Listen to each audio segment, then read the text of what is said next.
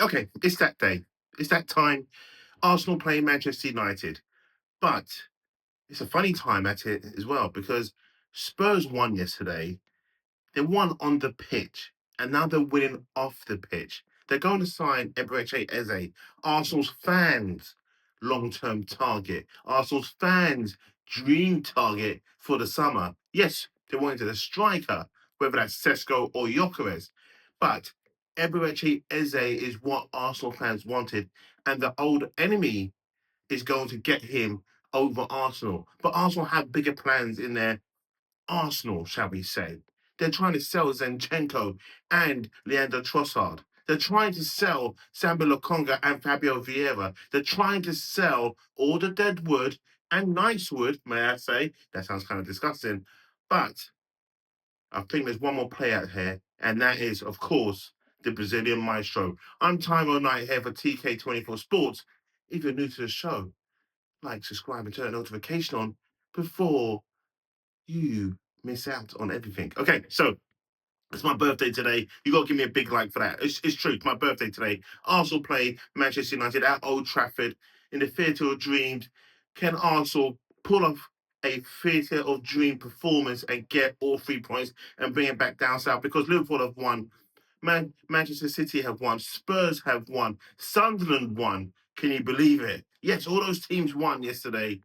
It's Arsenal's turn to turn up and get 3 points. But we're not here to talk about the 3 points. We're here to talk about Arsenal's not sorry state of affairs when it comes to transfers, because we have done some great transfers so far.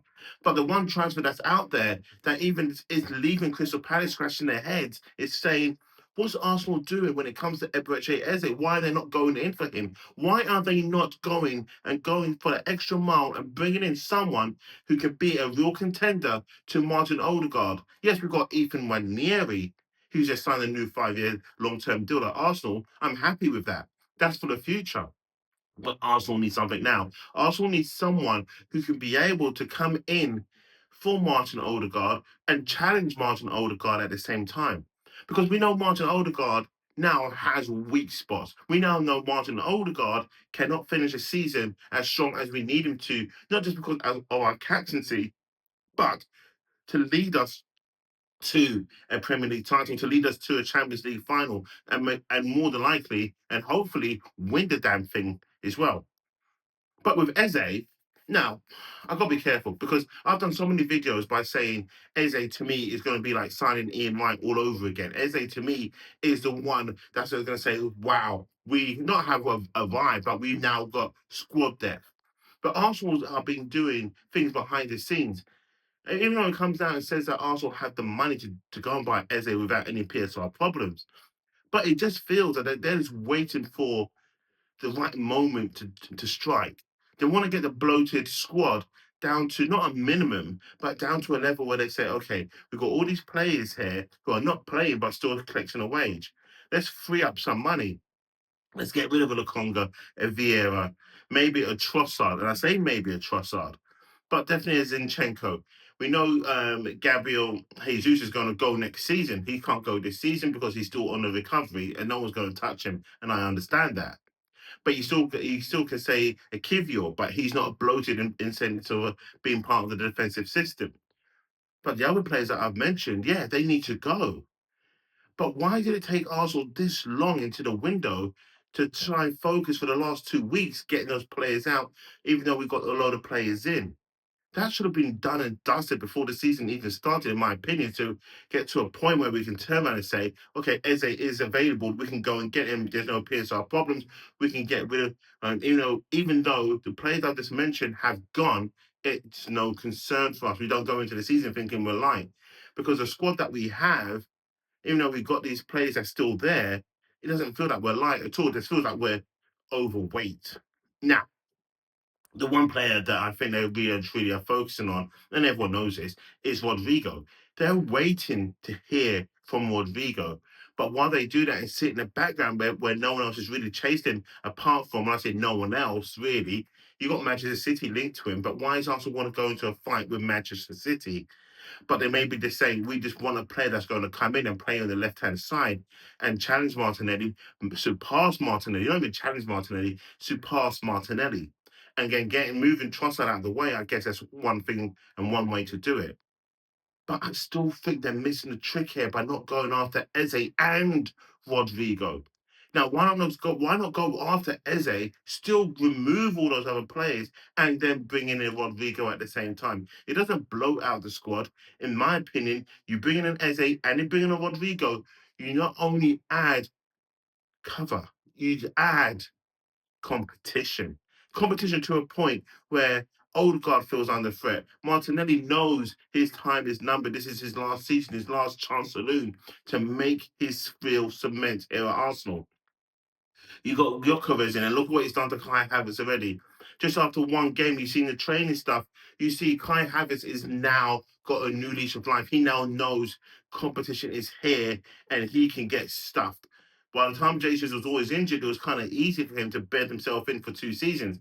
Now going into his third season with Arsenal, he now knows competition is here and he can sit on the bench if he doesn't buck his ideas up. Hence why Eze should have come into the door, because there's no competition from Ethan Nwaneri to Martin Odegaard. Eze would have brought that competition for Martin Odegaard. So why has Mikel Arteta, Andrea Berta, and the rest of the board not seen that? You bring in competition, it raises the level of competition for Arsenal to go further and win the Premier League. That is what Arsenal needed, but it hasn't happened. But you're going to go after Resolor's on a Rodrygo that who may not even leave Real Madrid, which that makes no sense at all whatsoever. As important as this game is today against Manchester United, you do go not light, but you go with caution. Because Manchester United are going to feel revived. They got Mbeumo, they got Cunha, they now got Sesko as well. They got a shit midfield, they got a shit defense, and they got a bloody shit goalkeeper, may I add. But Arsenal have got good ingredients. They've got a great goalkeeper, great defense, great midfield, and they've got a great attack now. They really do. Adding Gyökeres in has made a big difference. But I would have liked to have seen Eze in the mix. I would have liked to have seen Arsenal go after Eze without worrying about Martin Odegaard. And that's how it feels. That's how it feels when Arsenal didn't go after a striker last season because I was worried about Kai Havertz. Hence why I was going after Sesko. But Sesko was more worried about Kai Havertz. Gyökeres didn't give a fuck about Kai Havertz. It was like, I'm coming in, give me that shirt, I'm going to score the goals and lift you to a Premier League title. That's what he's coming to do. Eze would have been the same. He would have been, yeah, I'm cool with Odegaard. Yeah, he's cool. But I'm here to take his spot. I'm here to win a Premier League. I'm here to win a Champions League and more domestic cups as well. But Arsenal, Mikel Arteta, why are you hesitating and going in for Eze, even though it's not going to hurt the PSR? And maybe again, that is because Ethan Nwaneri, they want to help him and mold him. Now, I'm cool with that, but why don't you help him mold him with maybe a potential loan? It sounds crazy. We've now locked him down to a new contract, but a 1 year away from Arsenal, you can still put him in the Premier League. He will get minutes elsewhere, but you bring in an Eze, and to me, that is like saying, okay, you two are going to duke it out now. You're going to find out who's going to be the number one to supply us in an attacking midfield and help us win the league title. But Mikel Arteta has reservations about doing that. He has reservations about setting an apple cart that he has built himself. And that is going to hurt Arsenal. That's going to hurt him long term. Rodrygo, on the other hand, if Arsenal feel that they can go and get him, all they need is this Rodrygo to turn around and say, yeah, I'm willing to leave Real Madrid. Okay, cool.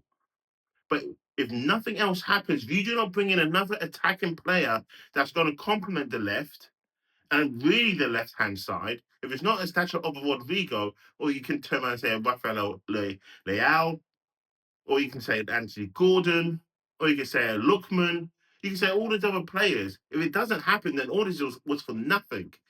Eze is not a left winger. I understand that. I know that. I appreciate that. But he's still an attacking option. Even Nwaneri is cool. He really is. He's a diamond in the rough here, but he's still a rough and he's still a diamond. But to me, Eze is ready made. He's going to make Spurs better. He is. Let's just be real about it. James Maddison going down is a blessing in disguise for Spurs. You may not see it that way, but I do. It's a blessing for Spurs. Eze going there, and now he's given a green light on all Spurs have to do is reach an agreement with Crystal Palace. But no doubt, Crystal Palace is waiting for Arsenal to come into the mix because that's where Eze really wants to go. But Arsenal's not showing the determination and desire to take him from Selhurst Park to the Emirates. And that is annoying. That's why I wake up today on my birthday still perplexed and thinking, what the fuck, Arsenal, are you doing? Why are you not going for Eze? Why are you not going there? Again, a ready-made player, ready to come in, ready to battle, like Gyökeres is. He wants to battle for Arsenal.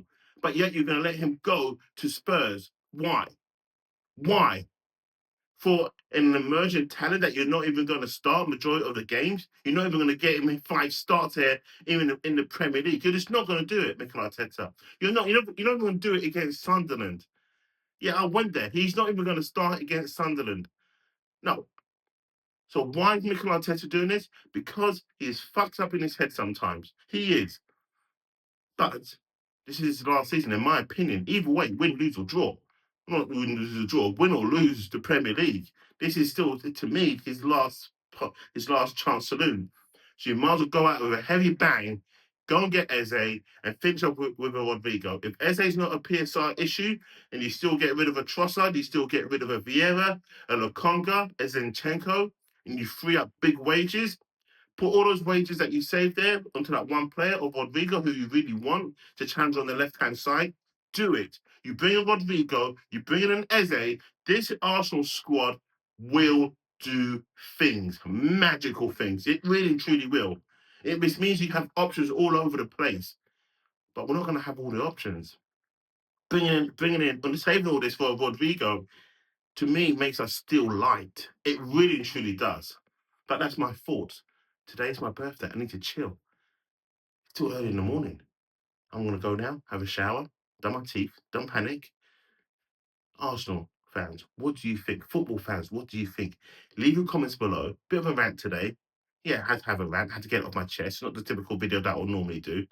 But leave your comments below as to what my thoughts are. Leave your comments below as to what your thoughts are. Are we both right, or are we both wrong, or one of us right is one of us wrong? I don't know. But while you're at it, why don't you watch one of these videos that's popping up on your screen right now? I'm tied out here for TK 24 Sports.